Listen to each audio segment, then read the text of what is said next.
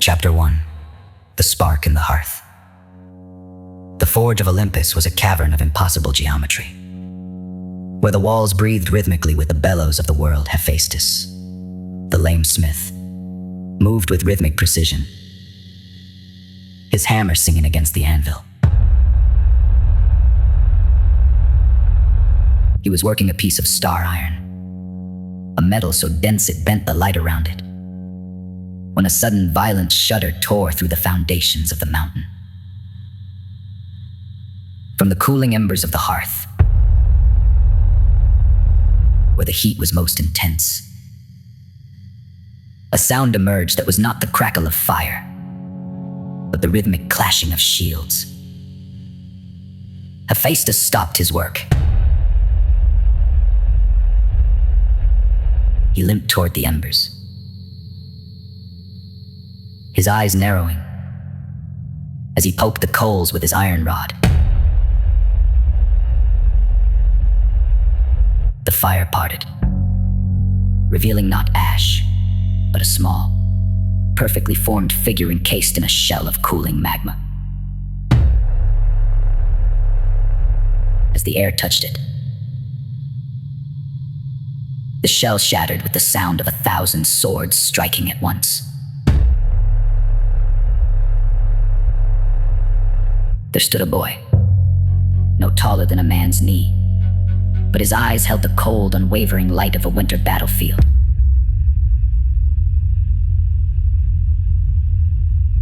His skin was the color of burnished bronze, and his hair shimmered like the edge of a newly sharpened blade.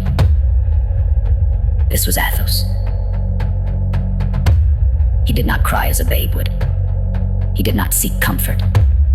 Instead, the boy reached out and gripped the handle of a discarded hammer, a tool that would have shattered the wrist of a mortal hero, and swung it with a grace that defied his size. He struck the anvil, and the resulting clang resonated through the halls of Olympus, silencing the music of the muses. "You have a heavy soul for such a small frame," Hephaestus murmured, leaning on his own great hammer. Athos looked up at the god of the forge. He did not speak, for language had not yet reached his throat. Instead, he pointed to the armor hanging on the wall, the breastplates and greaves designed for the high Olympians. He wanted to understand the nature of protection, the necessity of the shield, and the geometry of the strike.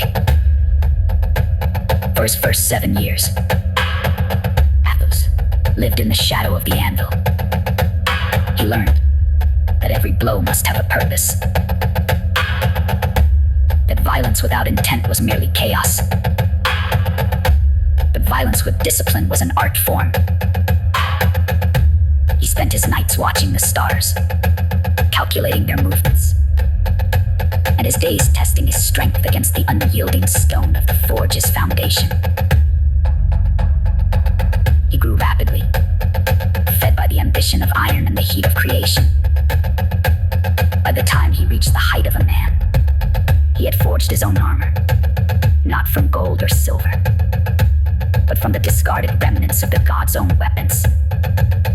He fashioned a greave from a fragment of Apollo's bow, and a gauntlet from the scrap of Ares' broken spear.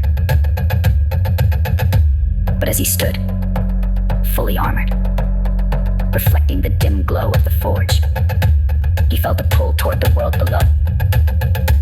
The gods were stagnant in their immortality, but the mortal world was a tapestry of shifting fortunes, of heroes falling and rising, of battles that carry the weight of history. Athos knew then that he would not remain a smith of trinkets. He was a god of war, and the world of men was his true forge. As the sun began to crest over the horizon, Athos turned toward the exit of the forge. Hephaestus did not try to stop him. He knew that the iron, once tempered, belongs only to the strike. "Where do you go, little shadow?" the smith asked. Athos finally spoke, his voice sounding like two mountains grinding together, to where the steel is thin and the spirit is tested.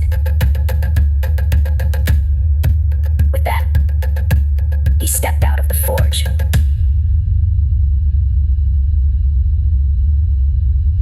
And began his descent to the plains of Thessaly. The first step in a journey that would eventually lead to the end of all things.